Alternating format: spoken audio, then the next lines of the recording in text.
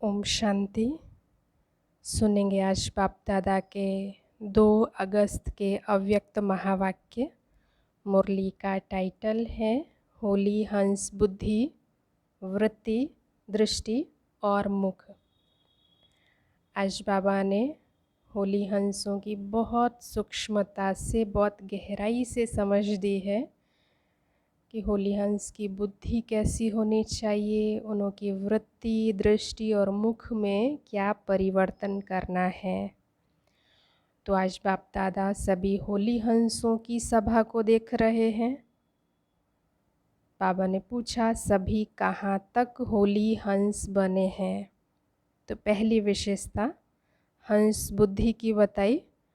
हंस बुद्धि अर्थात सदा हर आत्मा के प्रति श्रेष्ठ और शुभ सोचने वाले, कंकड़ और रत्न को अच्छी तरह परखने वाले और फिर धारण करने वाले, कभी भी बुद्धि में किसी भी आत्मा के प्रति अशुभ व साधारण भाव धारण करने वाले नहीं। दूसरा, बाबा ने हंस वृत्ति वालों की विशेषता बताई। हंस वृत्ति अर्थात हर आत्मा के प्रति सदा श्रेष्ठ कल्याण की वृत्ति, हर आत्मा के अकल्याण की बातें सुनते देखते भी अकल्याण को कल्याण की वृत्ति से बदल देना, अपने कल्याण की वृत्ति से औरों को बदलना, उनके अकल्याण की वृत्ति को अपने कल्याण की वृत्ति से बदल देना, यही होली हंसों का कर्तव्य है। फिर तीसरा बाबा ने कहा, हंस दृष्टि अर्थात सदा हर आत्मा के प्रति श्रेष्ठ शुद्ध स्नेह की दृष्टि हो, कैसा भी हो लेकिन अपनी तरफ से सबके प्रति रूहानी आत्मिक स्नेह की दृष्टि धारण करना, इसको कहते होली हंस दृष्टि। फिर बाबा ने चौथा होली हंस मुख के बारे में बताया। बाबा ने कहा, बुरा बोल अलग चीज़ है, वो तो ब्राह्मणों का बदल गया, लेकिन व्यर्थ बोल को भी होली हंस मुख नहीं कहेंगे। मुख भी होली हंस मुख हो, जिसके मुख से कभी व्यर्थ न निकले, इसको कहेंगे हंस मुख स्थिति। तो 4 पॉइंट्स, होली हंस बुद्धि, होली हंस वृत्ति, होली हंस दृष्टि और होली हंस मुख।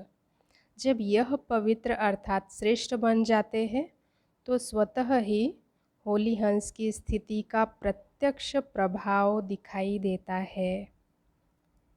तो बाबा ने कहा, सभी अपने आप को देखो कि कहाँ तक सदा होली हंस बन चलते फिरते हैं, क्योंकि स्व उन्नति का समय ज़्यादा नहीं रहा है। बाबा ने समय का इशारा दिया, इसलिए बाबा ने कहा अपने आप को चेक करो और चेंज करो। बाबा ने कहा, इस समय का परिवर्तन बहुत काल के परिवर्तन वाली गोल्डन दुनिया के अधिकारी बनाएगा। बाबा ने विशेष डबल अंडरलाइन कराया स्व के परिवर्तन के ऊपर। और बाबा ने और चेकिंग के लिए कहा कि अभी चेकिंग करो, नॉलेजफुल बन गए हो, व्यर्थ व साधारण को अच्छी तरह से समझ गए हो। तो साधारण व व्यर्थ क्या है? व्यर्थ व साधारण को ही समर्थ तो नहीं समझ लेते हो, अपने व्यर्थ को, रॉन्ग को राइट तो नहीं समझ लेते। होता है व्यर्थ, लेकिन समझते हैं कि मैं समर्थ हूँ, राइट सोच रही हूँ, मैंने जो कहा वही राइट है। इसमें परखने की शक्ति न होने के कारण मन की शक्ति, समय की शक्ति, वाणी की शक्ति सब चली जाती है और दूसरे से मेहनत लेने का बोझ भी चढ़ता है। कारण होली हंस नहीं बने हैं। तो इसलिए बाबा सभी होली हंसों को फिर से इशारा देते हैं कि उल्टे को उल्टा नहीं करो। उल्टे को सुलटा कैसे करूँ यह सोचो। तो विशेष अपनी श्रेष्ठ और शुभ भावना से अपने व्यर्थ भाव स्वभाव और दूसरे के व्यर्थ भाव स्वभाव को परिवर्तन करना है। बाबा ने कहा तभी विजय प्राप्त कर सकेंगे। तो पहले स्व पर विजयी, फिर सर्व पर विजयी, फिर प्रकृति पर विजयी। तो विशेष हम सभी को होली हंस बनना है। फिर आज का वरदान है मस्तक द्वारा संतुष्टता के चमक की झलक दिखाने वाले साक्षात्कार मूर्त भव। जो सदा संतुष्ट रहते हैं उनके मस्तक से संतुष्टता की झलक सदा चमकती रहती है। उन्हें कोई भी उदास आत्मा यदि देख लेती है तो वह भी खुश हो जाती है, उनकी उदासी मिट जाती है।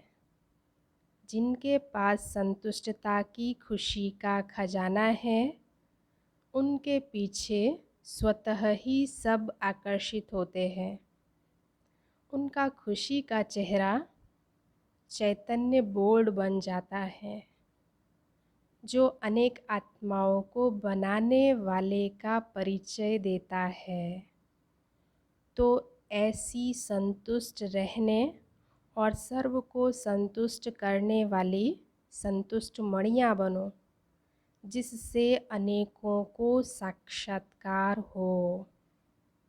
स्लोगन: चोट लगाने वाले का काम है चोट लगाना और आपका काम है अपने को बचा लेना। ओम शांति।